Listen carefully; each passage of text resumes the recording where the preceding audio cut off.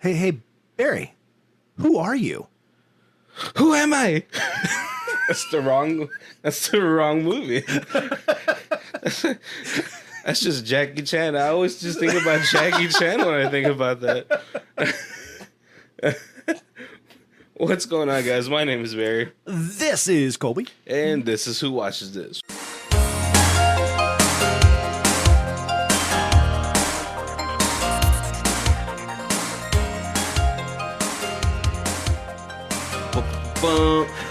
Music.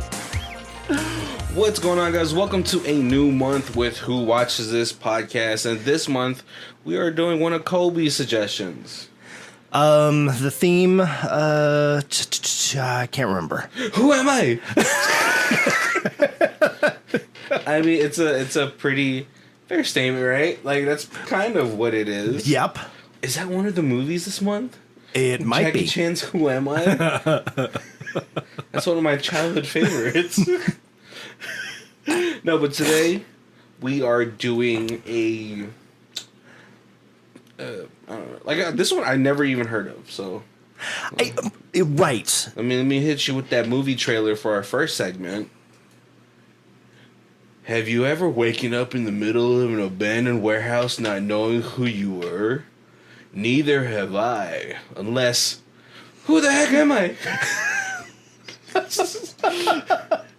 Let's find out together in 2006's Unknown, starring Greg Kinnear. I don't know why Greg Kinnear's name stands out. And Greg Kinnear was 2006, so yeah. Greg Kinnear was like top of his game in 2006. Was he? Yeah. I always remember Greg Kinnear like in small things, but I've never watched a movie where he was like the star of it. Right, but he's always like he was like the best supporting actor. Yeah, that's true. Oh, okay, he was in Little Miss Sunshine. Okay, you got Mail, As Good as It Gets. Okay, see, he just has that face though, like I want to punch it all the time. It doesn't help that he's always playing that kind of role too. That's true. But Gobi, do you want to talk about why you wanted to start off this month with this movie? I was just kind of going through movies, and I was like, you know what? There's a bunch of movies about people who lose their memory or something like that, and I enjoy movies like that, like the mystery of trying to figure out who you are. And I just, when I was looking through, I saw this and I was like, everybody in this movie doesn't know who they are. Perfect. Oh man, I know. And probably one of the reasons why I never even heard of this movie is because the director is pretty fairly unknown. At least for American standards. I don't know about. It looks like he does music videos a lot, but yeah, like I don't. After even looking at his movie filmography, I don't know too many of these movies. Right, but it's really a kind of a star-studded cast. Like you got Greg Kinnear, you've got the guy the guy from Matrix. Which he's the one that's he's the fucking the Judas. Yeah. You got the bad guy who's not in the warehouse is the devil from Constantine. Oh yeah. He's so good too. Like I always feel like he is a much higher star than he actually is. Right. Like I always recognize him. I'm like, oh, I know him. Yeah. I forgot you got Jesus. Yeah, right. Yeah. I was like, he looks so familiar. And I'm going through like our main character is a Jim Caviezel. I totally fucked that up. Someone's like yelling at me right now. And I was like, he looks so familiar. Where is he from? I was like, oh my god. He's in the Jesus movie, the very graphic Jesus movie, and then the handcuffed guy, he is the crazy brother from 6 Feet Under. Oh, the HBO show? Yeah, I never watched it. I was pretty young when that came out. If you're a Dexter fan, is he in Dexter? No. Oh, Michael C. Hall is like the star, or one of the two brother stars, and it's a really good show. Which one, Dexter? 6 Feet Under. Oh, 6 Feet Under. I was saying, everybody knows Dexter. If you like Dexter, I feel like you will also like this show. No, yeah, I remember like seeing the opening scene or like the little trailer for the show, and I was like, man, I never knew what it was about though. Like, I never like, I was just too busy waiting for Real Sex 101 to come on. You know, it was much harder to come through porn. After you watch a story of two brothers who own a mortuary. Yeah, like a morgue. Yeah. Yeah. Well, yeah. See, so like, I don't know, and then I think at the same time too, like, was like 6 Feet Under was on TV still on HBO. Oz was. I came at a really strange moment for Oz. Not came, but like, but like I switched over to HBO one time, and I was like, there was like a man getting raped on Oz, and I was like, dude, man, when's Real Sex 101? I didn't see a lot of Oz, but the two times I've turned it on were both also like rape scenes. So, but there's a lot of stars on Oz too, right? Yeah, I just don't want to see someone get raped. Yeah, dude. Yeah, there's a lot, but there is a ton of, I wouldn't say A-list actors. I want to say Greg Kinnear is the biggest. Probably the biggest name. Yeah, but like you have guys like Mark Boone Jr. from Son of Anarchy. Sons of Anarchy. Oh, Sons of Anarchy. Okay, no, I was like, he's in a ton of stuff too. Usually like a little smaller parts. Sons of Anarchy is the one thing I know him as like a big role. Man, I see again. I recognize him from somewhere. I don't think it's Halloween 2, but like he just has one of those faces. So this movie is kind of filled up with a whole bunch of actors that you're like, I know who you are, I just don't know who you are.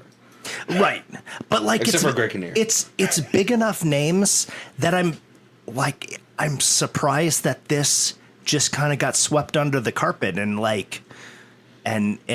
is like a no one knows kind of movie. Yeah, because I definitely never even found out about this, and it looks like budget wise, it barely just broke even. Yeah, see, that's such a strange. But like, let's talk about like what this was a dump month kind of movie, probably. Oh, that would actually no November 3rd. Oh, 2006. Oh, November is like that's when you put out your big budget movies too. Yeah, you're like, you're gearing up for like the big old Christmas Day releases. Right. You're like, all right, cool. We need something to lead up to that. Yep. Sorry, but probably 2006 it got overshadowed by movies like Saw or something. November. Let's look before we get into what the movie is about. Let's look at November 6th movie releases. Let's see what kind of giants it was going up against. See, The Grudge 2, that was like, The Grudge was pretty big back then. Snakes on a Plane, there you go. That Snakes on a Plane was huge. Everything. I saw it 3 times in the theater. I don't think I was like, I'm not paying to watch that in the movie theaters. Superman was big. Oh yeah, see, Superman was big. Freaking. So I saw Snakes on a Plane. I saw it like Saw 3. a sneak peek that was like a week before it was supposed to come out. That was hosted by a radio station, and in the middle of the movie, they threw plastic snakes into the audience. It was awesome. And then I saw it opening weekend. Oh, okay.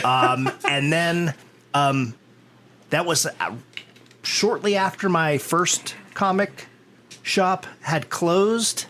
Okay. Because we closed at the end of 2005. And so then I got a big group of people from the comic shop, and we all went like the second weekend it was out.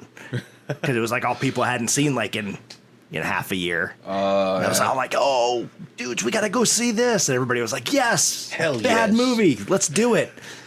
I just wanted to save this one for last. One of the movies it was going up against was The Wicker Man with Nicolas Cage. The bees! The bees! Doesn't matter bad movie or not, Nicolas Cage is going to make sure you remember that movie. There was a lot of stuff that came out that year, though. Like, that's a... Somewhere down the road, though, we stopped wanting to make, like, original movies and just kept making, like, remakes after remakes and stuff like that. Right, yeah. Yeah, so, all right, so let's talk about what this movie is about. It's I would say it's pretty complicated, right? It is. It's a... Yeah. Yeah, because this movie, not only is it going off the premise of people not knowing who they are, it's already a pretty difficult movie or like a story to tell when you're having one person, like Memento. Right. Right? Now you have 5 Mementos. Yep. Not as complicated as that because, Christopher Nolan, but this one is dealing with 5 people that are waking up in a warehouse. The first guy that wakes up is Jesus, not like... literally, but like from Passion of the Christ. And he's like, "What's going on? What's going on?" He sees people around him that are either like tied up, knocked out, hanging. Yeah, handcuffed and hanging. Yeah, but no one's waking up, so he wants to check out his surroundings, like trying to see if he can find a way out. Meanwhile, we see a woman with a bag of cash trying to drop off a ransom. Yeah, and she is fine. I was like, that is like late 90s hot chick right there. She's in all the John Wick movies. Oh, is she? Yeah. Wait, who's she playing in John Wick? Hold on. This one, right? Yeah. Bridget Monyana. I am pretty sure I butchered. She was in iRobot. In iRobot, yep. She was the hot chick, right? Yep. Oh, see, now I understand why I was like, she's hot. But she was extra hot in this for some reason. But yeah, no, so we see that the police or the FBI or whoever deals with kidnappings is having a sting operation going on. I really thought like these cops are going to play like a much more bigger role into the story, but they're just playing cops. Right. The drop kind of goes wrong because there is a false bottom on the locker that she was supposed to drop it off at. And so now the cops are going on this wild goose chase looking for Lucifer. No, this is kind of funny. There's Lucifer and Jesus in here. Right. Good guy and bad guy. Yep. But yet Lucifer and his goon, his budget what's that dude's name from Harry Potter? Haggis? Oh, Hagrid. Haggis. Haggis is the meat from I Married an Axe Murderer.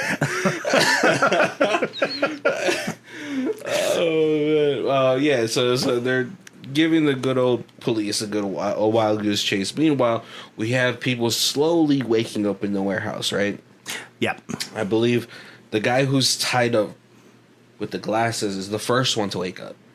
The second one to wake up, right? And he was, oh, what's going on? He wants Jesus to untie him, and he was like a little hesitant at first, but he's all right. Let me start untying him, and then we get our third person to wake up. Right.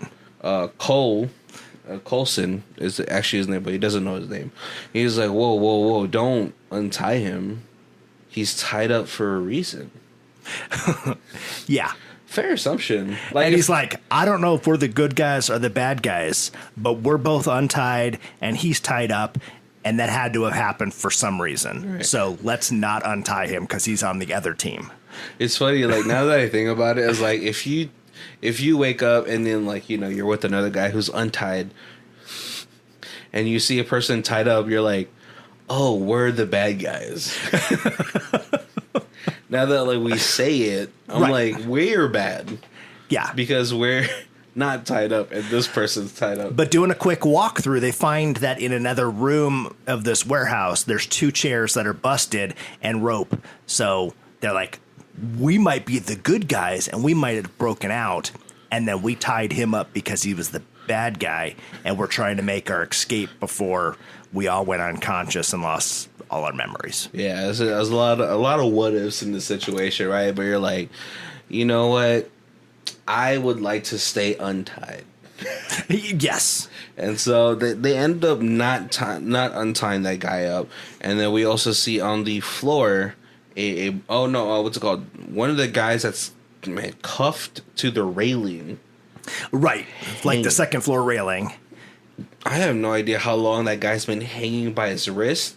I'm surprised he was still alive. Right. And he's shot in the shoulder. Right? Just imagine like... So they kind of push like a rack underneath him, so at least he's sitting and he's not just hanging by his hand anymore. Yeah, Jesus pushes a rack underneath him. But at that point, they can't find any handcuff keys. Yeah. So I'm just saying, like, we don't know how long that they've been, what's it called? Unconscious, right? I'm just trying to imagine, like, just imagine you on your wrist hanging for an undisclosed amount. Right. My wrist would, at some point, I feel like my wrist would have dislocated.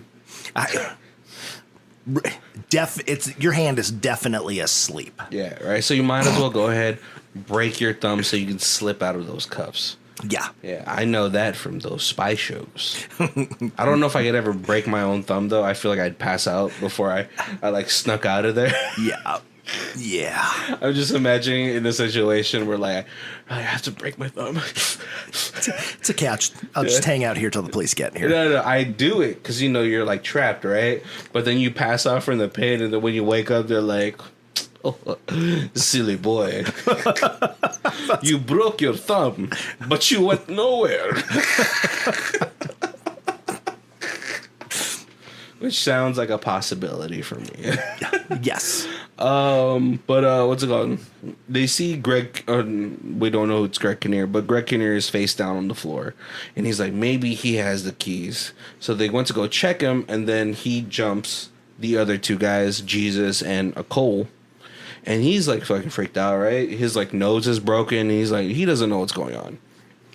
Right, but he has like a little bit. People start getting like little flashes of memory, and he has a little flash of getting hit in the face with the shovel. Yeah, because that seems like something you'd remember. And he's certain that Jesus did it. Yeah, so it's a pretty I like rough how go around. we call him Jesus because he was in another movie. The credits call him Jean Jacket. Was he in a jean jacket? I thought he was in a leather jacket. No, he's in a jean jacket. Oh, yeah, I know. Like, yeah, there's like jean jacket, bound man. Yeah. I was like, these are terrible superhero names. It's like Department Store Super Justice League. So yeah, like Kobe had said, like every time they like look at themselves in the mirror, they're like, they get flashes of memory back, right? Right. Until one time when everybody's exploring, trying to figure out what's going on, I believe it was either Greg Kinnear or Coulson who read something from a newspaper, and they're like, "Oh yeah, it was like tagged up on the locker or something." Yeah. And they're like, "Dude, we've been breathing this stuff in, and apparently there's chemicals in the warehouse that cause severe like brain damage from prolonged memory loss." Yep. And so now everyone's trying to figure out what's going on. Obviously, they were trying beforehand, but now there is a time limit. Yeah. Because there's like a very dangerous chemical in there that they've been inhaling. And so there's a phone that rings, and Jesus answers the phone, and you hear like heavy construction, but it's the the guy who's picking up the ransom money. Yeah. And so now there's like the question is like, did the guy who's picking up the ransom money recognize your voice and that's why he talked to you? Or, so there's that question that kind of gets thrown out between the people. Yeah. So, yeah. And then what's it called? A wrist cuffed guy. Yeah. He's like, that dude was on the phone, man. Yeah. He's on the fucking phone. He knows what's going on. And Jesus is like, whoa, I just answered it because it's ringing, You got to be careful about answering random phones. Just look at Colin Farrell, Yep. You don't have to worry about that anymore because recently they just took out the last phone booth in New York. There are no longer any public bathrooms in New York.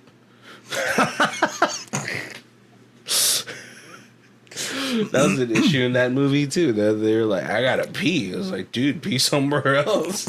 I like my privacy. And that's a quick throwback to Phone Booth, a previous podcast we did. You should go check it out when you're done with this one. Trapped month. Right. Okay, so yeah, now they're kind of like trying to wonder what's going on. Wrist cuff guy though, he looks at Bound Man and he's like, "Look, there's a gun right next to you." Oh, real quick. So they are trying to get out, and it's like an industrial warehouse. So there's bars on all the windows, and the one door has been replaced with like a electronic lock. Like steel door, and so they're also trying to figure out how to get out of here, and they can't. Yeah. Trapped. But yeah. So yeah, he's like, "Yo, go get that gun, man." Right. And then he clumsily gets it, and then before they can, Jesus and Greg Kinnear die for it. Jesus ends up with it, and so like yeah. It's kind of hard. The progression of this movie is pretty strange, just because it's a very contained thriller mystery, right. But as we go on through this whole thing, everyone starts to collect a little bit of their memories back again. They're like, okay, I know what's happening. You're catching glimpses. Greg Kinnear's like, oh, me and Coulson were kidnapped together, Well, right? Because they find like searching through lockers to try to find something to like bend the bars or cut the way through or whatever. Looking through these old like decrepit lockers, they find a dead body of a security guard for some tower, and that's when Greg Kinnear's like, I was just looking at a newspaper in the bathroom that talks about a kidnapping at this tower. It must have been long then, right? For it to be in the newspaper, they must have been kidnapped for a while. So they figure out that. So the newspaper is. They're guessing the newspaper's from the day before. Yeah. And it says that it's Tuesday and that the kidnapping happened on Sunday. Okay. That's still pretty. That's still pretty fast, right? I mean, it's not like it was like the internet back then. Right. Right? Like, there is Yahoo cell phones, News. but all the cell phones are smashed. And they're old. They're old. Yeah. You know, if you notice it very closely, none of them Nokia, because you can't destroy Nokia phones. Right. I had one of those, and I loved it because it was like, I could drop this all the time and never have to worry about the screen cracking. And the battery lasted like 12 days. Right. Well, to be fair, you're like, when you had that phone, you're not on that phone all the time. But that is true. That is true. No, so like so what's it called? So Greg Kinnear and Coulson start to plot against Jesus because they're like, I saw Jesus, he did it. Right. And so they try to fight Jesus, but Jesus is able to rebuke them with the power of the Lord. Right. And Greg Kinnear starts making up stuff. He's like, don't you remember our kids? Our kids play Little League together. And the guy's like, oh my God, I've got a kid. I definitely have to get out of here. And you and I are buddies now because our kids are friends. Yeah. So it's... See, I'm telling you, Greg Kinnear plays those type of guys. He does. But then, like, you know, he does redeem himself in this, but I'm like, why do you have to be such a good actor in these... I remember one of his, like, biggest roles that I remember him in. It was in that Friends episode with Aisha Tyler. He comes, he's like a professor that she used to date. Oh, yes. Yeah. And he starts sabotaging Ross's career. Yep. And I'm like, Greg Kinnear, you son of a bitch. But then again, Ross was a shitty character anyway. No, so again, slowly everything kind of like starts to come together. The bald guy, he becomes unbound after their unsuccessful attempts at trying to crawl from the top part of the warehouse. Right, because they see a window that's high. Yeah. And they're like, that window doesn't have any bars. So let's see if we can shoot our way out there. Spider-Man, you know. Greg Kinnear's like, you should give me the gun so I could shoot through it. He's like, yeah, not happening, buddy. Right, because it's a warehouse, so it's still like security glass, so it's not like easily broken. Yeah, they try to take a hammer to it. It's just not happening. Jesus tries to go up there, but Jesus is too fat. Right, and he starts to fall, and he puts the gun down to catch his grip, and then he falls, and then now the gun is too high for anybody to get to. Yeah, right. No, and so Greg Kinnear's like, all right, fine, whatever. I mean, I'm gonna let Matrix out of his bound situation and see what's going on. Everyone, like, a lot of this is also still kind of like it gets all jumbled up, right? But all of a sudden they do hear voices outside, and so all four of them try to get the attention of this man and his child. Right. But it looks like the child only speaks Spanish, and so they're all trying to say something, but Matrix is the only one that's like, ¿Qué pasó? Baño. Right. He's the only one that knows a little Spanish. I'm pretty sure all he did was ask that kid, where's the bathroom? All I heard was baño. ¿Qué pasó? Unfortunately, they weren't able to get the get the attention. Right.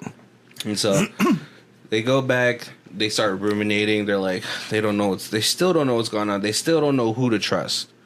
Right? And then all of a sudden, Handcuff Man starts to talk to Jesus. Yeah. He's telling this story about, he's like, hey, do you remember when, you know, we were kids, we went out on the shore. My dad told us not to because it was too dark, but like we were kids, right? And we took the boat into the storm. Yeah. And then we got into an argument about Sandy Koufax. And then before we knew it, it was dark. We couldn't see the shoreline anymore. And then you're the one that kind of helped me through this. Right. And then he just died. And then he died. And then he died. So Matrix, like, he runs up there. He's like, tell me, who am I? He's like, oh shit, you're dead. Sorry. Yeah, right. Meanwhile, the police are getting closer on the trail of Lucifer. It's a very minimal, like, story, like plot or subplot. Right. To really talk about. The police are chasing Lucifer. They stop at a gas station. Lucifer switches cars. Yeah. But then they don't, because a semi-truck is driving by, they don't know which of the two cars that are sitting in the parking lot he gets into, and then both cars drive away at the same time. And so they're like, the guy's like, follow the pickup truck, because that looks like something. That's what the devil would drive. Yeah. And they follow it, and it ends up that it's some bartender. Yeah, they just end up at a Mexican bar. Yeah. Again, like, really, you just the subplot for this whole situation is, I was like, why is this even in here? You know, we could just really just have it at the end. show it up at the end, right? Right. But no. So all four of them, they know that like the kidnappers are coming back at sundown. So they weren't able to escape. So they're like, all right, how about we just plan a attack? Right. That way we could subdue our kidnappers before they come and get us. Yeah, hopefully there's only like two of them because that's all we heard on the phone. Yeah. We have a gun and we have a shovel, and then we can like jerry rig some Home Alone traps. But so as it comes closer, Matrix starts to get glimpses of his past when he looks at his hand and sees how callous it is. And he's like, "Oh fuck, I'm a bad guy." Do do do do do do do. Yep, my hand's all calloused up. So I'm the one that originally had the shovel, who jerked off, who dug the graves outside. Oh man! And so the people, Lucifer and Haggard is coming, and he starts to point it towards Jesus. Now Greg Kinnear sees this, but he's like, maybe he's just trying to get an angle on the door, you know. But as they come in, they're like, where the hell is everybody? And then Matrix tries to unload it on Jesus, and Greg Kinnear's like, watch out. Fight ensues. And then everyone is like kind of they take down everybody else in the warehouse, but Lucifer and Haggard come in. Yeah. Matrix gets shot during the scuffle, so he dies. And then before Lucifer and Haggard can find out what's going on, Coulson, he's already been captured, and Greg Kinnear's like, dude, just punch me. We could buy some time because they think you're a part of them. Right. And then what's it called? And then Jesus, he starts getting glimpses of himself. He finds out that he is a bad guy, and it's mainly because his wife and his daughter were gone. Wife's not dead. Daughter's dead because of, I believe, an insulin overdose. Yeah, yeah. Because he was like, I didn't know how much insulin she's supposed to have. We're divorced, and fucked up whole situation, right? Yeah. So if you got a husband and wife and he's not around very often, and then he gives the wrong medication to your kid and your kid dies, that's pretty much the end of the marriage. Well, no, they were divorced before. Oh, were they? Yeah. Okay. Because in like during when he was bringing his daughter into the hospital, she's like, me and my wife are separated. I don't know how much insulin I was supposed to give or something like that. I was like, that's fucking sad. It's your fault, dude. Yep. Your fault. She's fucking dead. No, I'm just kidding. And so Lucifer is trying to tell Jesus. He's like, hey man, go kill them and we can bounce the fuck out of here. Now, meanwhile, when this is all happening, the police find out the 5 men who are fugitives. We find out that Jesus is a detective from San Diego. Right. And he's undercover. Right. Basically, it was like he wanted to escape the world after his daughter died. And so he was like, I'm going to become a fake scumbag. So, because if they find out and they kill me, I don't care because, I have nothing left to live for. But maybe I can redeem myself for bringing them down because they're meth dealers. Yeah, they're just bad people. I mean, like, I don't know the fucking logistics of being an undercover cop, but I'm pretty sure it's pretty harsh if you have a family. Now, if you don't have that, well, then there you go. Right, yeah. And so, but, Jesus doesn't know this, so he brings out Greg Kinnear and Coulson. He's like, I'm a fucking scumbag, so you guys get on your knees, and I'm gonna kill you. Coulson's like, nah, bro, nah, man. If you're gonna kill me, you're gonna do it to my face. Right. Because earlier Coulson's like, because Jesus is like, I get some memories, and I think I'm the bad guy, and you're the good guy. And Coulson's like, you know what? Looking at everybody's face here, you're the only one I feel I can trust, so you can't be all bad. Right. If only he knew. If only he knew. No, and so he fake shoots them. The cops do find their way over there because they do get a tip from the Mexican dad and the Mexican kid. Yeah. They're like, yeah, my kid said he heard something going on in the abandoned factory. Right, and so it's kind of more of a, you should go check out because I think there's probably people like squatting in the abandoned factory. Yeah. Little do they know. Yeah. But they're able to thwart Haggard and Lucifer. Unfortunately, Greg Kinnear dies. Yeah. He gets shot. I was like, is he dead though? Like, I feel like, it's like depending. I was like, Greg Kinnear They can't just die. don't show him again, so you think he is, but No, he's in the third ambulance. yeah, right. Yeah. There's still time. Put pressure on it. Right. But, Exactly. Like I said, see, Greg Kinnear, he comes back around. He's like, I fucking knew it, man. I knew you were a bad guy. But then he he's such a goddamn complex character. What a fucking thespian, dude.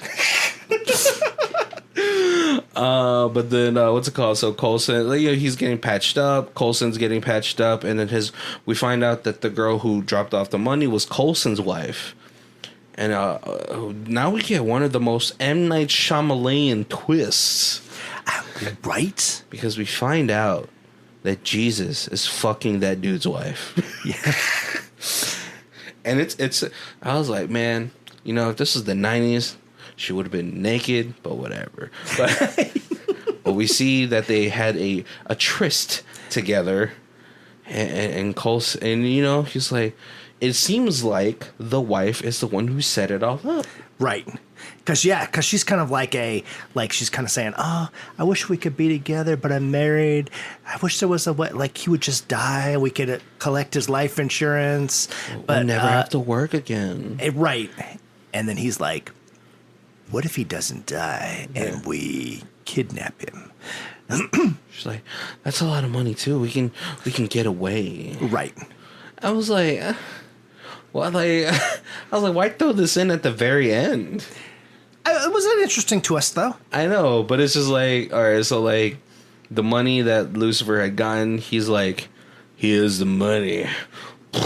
Puts it, Captain, here's the money. And then Coulson's like, baby, I want you to meet somebody. And I was like, don't worry, they've already met.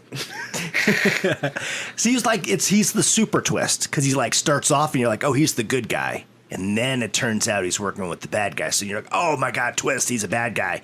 And then you start to get memories like twist, oh my God, but he's a cop and he's undercover. So he actually is a good guy. Yep. And then at the very end, it's like, oh, he's doing another guy's wife. Oh, he is a bad guy. Yeah. His kid died. So that makes it okay to kidnap somebody and... Wait, he didn't formulate that plan, and have you seen That's her? true. Yeah, Have you seen her? I don't know if he ends up still being a bad person, because it looks like he's about to turn her in. Yet another twist. Or are you saying that he's going to continue fucking this dude's wife? Well, because that's the super twist, because now he's become friends with Coulson. Yeah.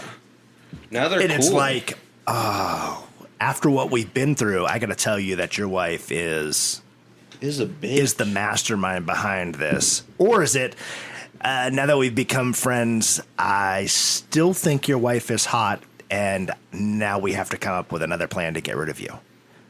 See, so it's so open-ended, guys. It's true. So open-ended. There could be a sequel if this would have done a little better. Unknown 2. Right. Panties wives. Or wives panties. Panties wives. Oh man, all right, let's before we get to talking about the rest of the movie, just in bits and pieces of our favorite spots, let's go ahead and do our high star, low star reviews. So go ahead, Kobe. So we got a 10 out of 10. Excellent. The thing that I love about this movie is that it seems like it's a very low budget. I love movies that rely entirely on the plot and not big action sequences and flashy sets. The acting is above par with some very well-known names and some not so well-known names. I actually found most of the film humorous because the interactions between the men trapped with failing memories. It's a long comedy drama that keeps you guessing, but not for too long, so that you can catch up with characters and enjoy watching them discover what's going on. I highly recommend this movie to people who enjoy films like Memento and even Fight Club. Those are two different, very... Those are high class movies, man. to compare this movie to. So that review was from 2007. 2007. That was shortly after this movie came out. Now we got a 2 out of 10 review from 2021. The Beavis and Butthead write twists. This is a dumb script for a mystery. A mystery isn't hard to write if one wants to think it through from forward to backward. No, mysteries are fucking hard, dude. This one tries to go backward and forward, which means making it contrived situations all along the way. This is an example of Beavis and Butthead writing a screenplay. It even looks like a round robin room of potheads and meth heads writing as they go along in order to come up with an ending. 5 men wake up in a warehouse with amnesia. Better stories have done this premise by even hack writers. This is bad. It's watchable, though making it a dramatic and theatrical. But that's from good directing and acting. So the guy didn't really shit on the acting and the directing. He just hated the plot. He just hated the twist after twist.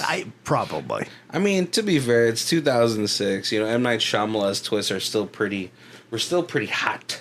Right. Yeah. They're still happening.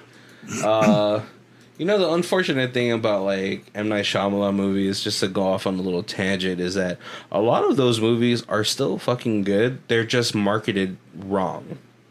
Right. Agreed. And that's the unfortunate part with a really twist mystery is it doesn't have a lot. I mean, it's a little replay value, but not a lot of replay value. Yeah. Because, like, you watch it and you're like, oh my God, that twist is so good. And then you want to watch it again to see if there's clues leading up to it. But then once you see the clues, then you're like, you got to give this a few years so I kind of forget what's going on. So that way it's... Yeah. So you want to come back to this movie. That's what you're saying.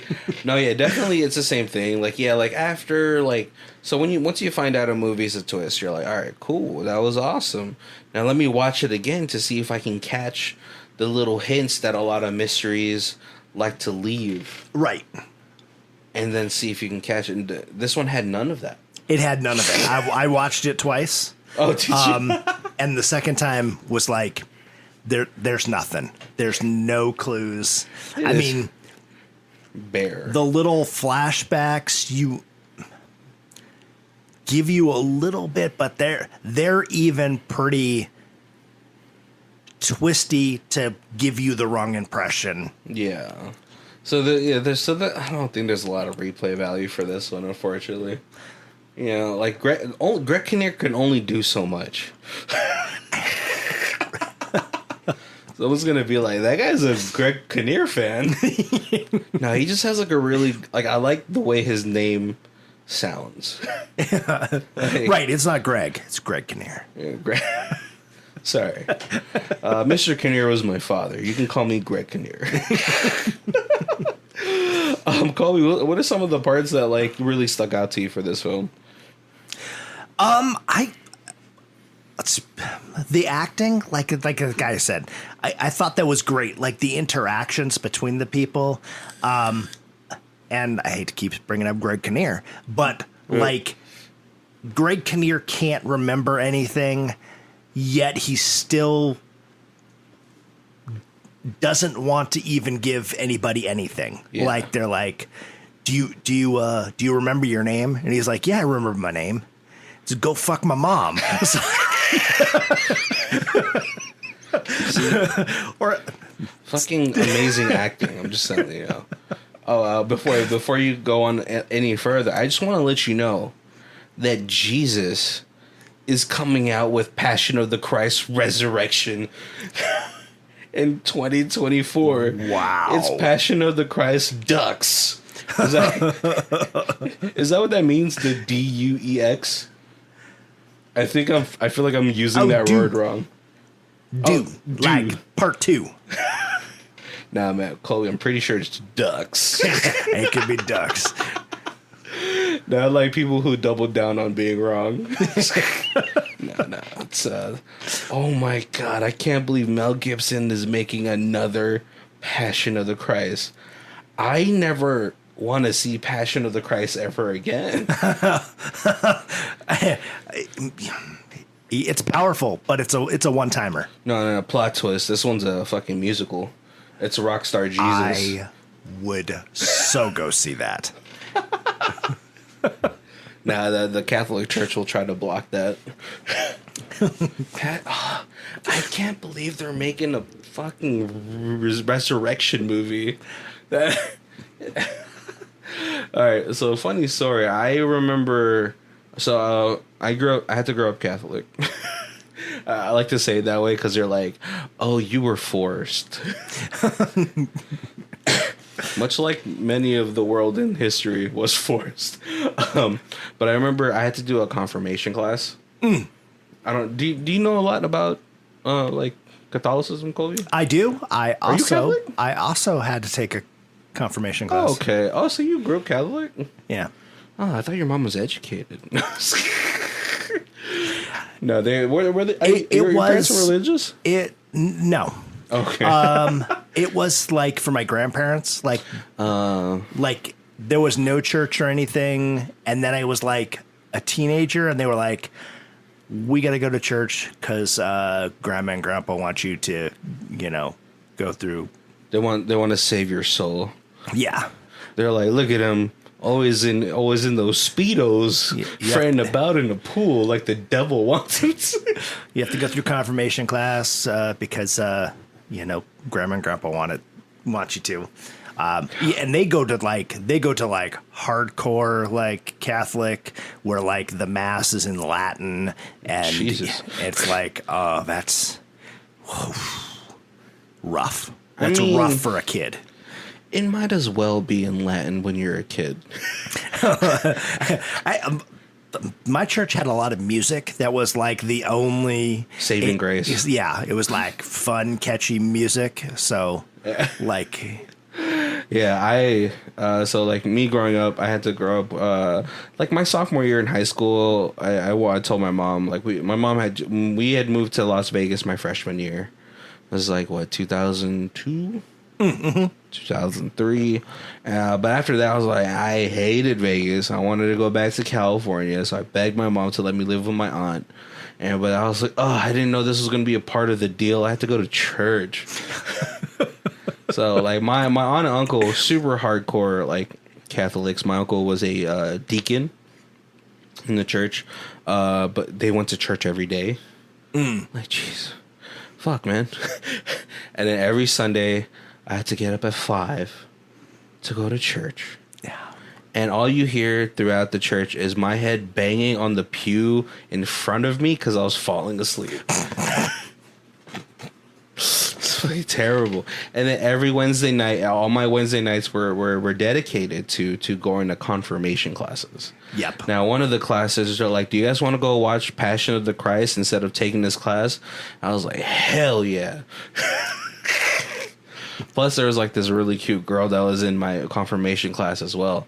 So I was like, yes, let's go do that. I'd rather much do that, sit next to her, watch the movie. After watching that movie, you're just like depressed. You're like, ugh, that was a trial to get through. I remember, I believe one of my other guys was like, I might as well have been on that cross watching that movie. I was like, all right, so let's back to this movie. I know it's a pretty long tangent going off on Jesus, fucking Passion of the Christ. Some of this movies, most of this movie, partially for me, it was hard to really take notes on it just because it's so contained. Everything that's happening, it happens like it's like if I had to talk about The Hateful Eight. Okay. I fucking hate that movie too. It's boring. It's so like I love Tarantino's dialogue because it's so unrealistic. But that one, I was just like, bro, oh yeah, it's like 2.5 hours of 8 people in the same room, and it drug a little bit, yeah. like some people can do that. Like some people can write that stuff, you know? Right. Like freaking for the most part, 10 Cloverfield Lane was Mary Elizabeth Winstead, John Goodman, Right. and the other dude, the dude that was from Hush, and that was like pretty dope. But yeah, a lot of these movies are like once you kind of get through the mystery of it all, it's like meh. And then like thank God they put the twist in there because that kind of kept it interesting. Right. Yeah. You know, you're like, Jesus doesn't seem like such a bad guy, but you do see him like take off the mask, but he's like, why does he not feel like a bad guy though? Right. Yep. The Matrix dude, he's always a bad guy. He is always the bad guy. Like I would have not hung out with him in hii school. You're like, nah, you look like you're gonna tell my girlfriend that I cheated on her. Right. Because you want to fuck her. I was going to be like, he's the guy who's like, share your weed with me, or I'm going to tell the teacher you've got weed. Exactly. He's definitely that guy. And he's like, dude, don't worry. I brought wraps. It's like, what? That's all you brought? Yep. He's like, yeah, man. So come on, roll it up, man. Or else I'll tell your parents. Yeah. I'll tell your girlfriend that you hung out with his sister. There's definitely guys like that. It's like, what's wrong with you, man? Why are you the way that you are? Right, and he plays that part so well in movies that I don't think I would trust him in real life. I would just like you do that too well that you're not even acting. You're anymore. not acting. Yeah, it's like when Greg Kinnear acts. He's like, that's just him. Right. That's why he plays the same characters over and over again. Same with Owen Wilson. But you know what? To be fair, Owen Wilson after the Loki series, I was like, wow, range. Not one wow was said in that show. And I was like waiting for it. I was like, this is the last episode. He's gonna have to say it, right? You think he would say it just because he knows? Yeah. He knows it's a meme, right? Yeah, but he did it. Respect. All right, we are at our hour. I hope you guys know that, we have our little hour shows. Thank you guys for joining us. This is the first time you guys are joining us. Make sure to check out the rest of our months. We have a whole bunch of theme months for you to go through.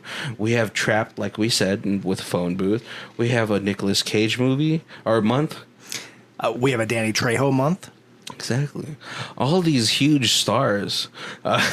Not even, I'm not saying that ironically. Danny Trejo, from where he came up to where he is now, fucking star. The only negative that he has against him is that he runs a vegan taco shop. But it's got fantastic ratings, so it does. It does, because Danny Trejo is all about flavor. That guy, if Guy Fieri wasn't around, he'd be Mr. Flavortown. Right. But unfortunately, Guy Fieri still has the cool guy tip, so I still got to give him that title. He also came out with garbage can nachos. Have you ever seen those? No. Okay, so how he has a restaurant on the Strip, right? So he gets those huge, you used to work at a pizza shop, so remember those big cans of marinara, right? So in Guy Fieri's restaurant, he has that. He puts nachos, puts toppings, puts nachos, puts toppings. So every chip is not naked. There's no naked chips in that. It's amazing. Oh, wow. Right, and then by the end of it, he lifts up the can and it all spills out. Oh, my mouth's watering. Fucking Flavortown, man. Why is that in Vegas and I haven't had it yet? Because it's on the Strip. That's probably. If you guys don't know, if you live in Vegas, you're never on the Strip unless you have to be for work. Yeah. Other than that, I think when I didn't work on the Strip, I didn't go to the Strip for 6 years. The only time I would ever have to go was to maybe pick up my mom from work. Right. Other than that, someone tried to so I looked at somebody they were fucking crazy when they're like, hey, for New Year's, do you want to go on the Strip? I didn't even. Yeah, if you're over 25, you're like, no. Why would we do that? I know. Not, and then I'm and you know what? Thinking about it now too, it's being on the Vegas Strip during New Year's. It's such a miniaturized version of being in Times Square in New York. Just imagine trying to get home. Right. And it's fucking cold. And cold. Yeah, it's way colder there. But yeah, so make sure you guys check out those other months. We do our reviews in 4 sections. We have Stream It, DVD, Blu-ray, and the Ultimate Box Collection. Who watches this edition? So, Colby, where are you at? I don't know what this would be boxed with, because unfortunately, like... It's the Greg Kinnear Ultimate Box Edition. Done. That's a winner. Probably just DVD, unless this had like a cool like steel box or something, maybe. But yeah, probably just DVD. I don't think that's got a whole lot of replay value, extras. This would be the kind of one where I would like pass it around, be like, "Oh, have you seen this movie? Take it home, watch it. It's great."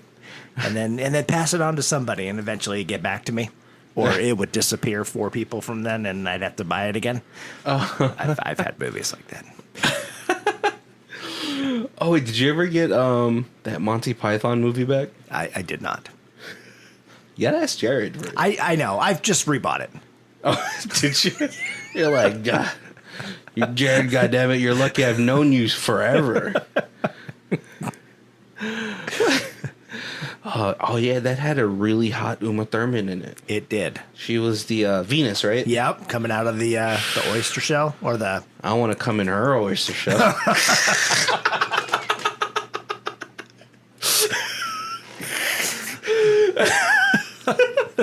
It's disgusting. And I'm allergic to shellfish. I will say, I thought this was a really good movie. Yeah. And it had a lot of twists and stuff. Just unfortunately, like you're saying, just mystery movies like this just don't have a lot of replay value. Unfortunately. So, yeah. Yeah, I think for me, this is more, I would go with just stream it. I mean, I enjoyed it. I wouldn't say it's like a terribly done movie. The actors in it, even though they're like these actors that don't really headline too much, they're solid. They're all solid in their acting. No one seems like they're slacking off. The chemistry between everybody is fun, Right? because they all seem they're all playing these roles, but they're all on edge, as I think you would be during this type of situation. Right. But unfortunately, like the same thing. Like, I love the Autopsy of Jane Doe movie, but once you know what's happening, or like once you know the whole story, you're like, I try to rewatch it, and I was like, Yeah. not as good as on the second run. Right. Like, if Blockbuster was still open, this would definitely be one of those movies where people would be like, "What should I rent tonight?" And I'd be like, "Have you seen Unknown? You should check that out. Pick that up." You're like, oh yeah, I love Liam Neeson. That's the other unknown. You like look at him like, well, did you like it? It was like, told you. You still take credit, you know? Right. Yep. That's how you get ahead in life. You know, you just you keep letting, like, you just keep taking credit. Just like, if there's we do talk about, like, never answering a ringing telephone. Mm-hmm. But I remember there's this episode of Boy Meets World where Sean, Sean. Right. Did you watch it? Yeah. Okay, so yeah, Sean, he's like the screw up, but he's like, I don't think I'm going to go to college. So during an internship, though, he does answer at a brokerage or something like that. He answers the phone and he starts like doing stocks and shit. And he ends up being really good at it. Right? He's like, you got to answer the phone when it's ringing. I was like, no, you don't. They're probably going to call you, and they probably just want to talk to you about extending your car warranty. Right. Would you like to get solar panels on your house? Oh, my goodness. I live in a condo, man. But yeah, thank you guys for joining us. We want to make sure that you go ahead and check out the rest of our other links down below. Hopefully we have our YouTube commentary links down below by now. Also with our Patreon link. Yep. And our Amazon link, of course, the Amazon affiliate links. You guys are going to go shopping on Amazon anyway. You're going to be looking for dish soap, diapers, dog food. Make sure to use those links. That'd be kind of cool. Right, especially if you're going to buy like a new computer, some couches off of Amazon, large ticket items. It's all great. And then, of course, we got our social media below, our Facebook and our Twitter. Those are probably the easiest ways to get a hold of us and give us some comments and some suggestions and share your love. And, watch them, because that's whenever we put up a new episode, we always post there. And we post a new episode every week. Mostly on time. Mostly on time, but at least every week. Yeah. All right, guys. Thank you guys for joining us. My name is Barry. Oh, this is Colby. And this is Watch This. If you guys want to check out our theme music, it is Lee Rosevere. It's called Arcade Montage. It's on our album, Music for Podcast 3, and her Bandcamp is down below. Thank you.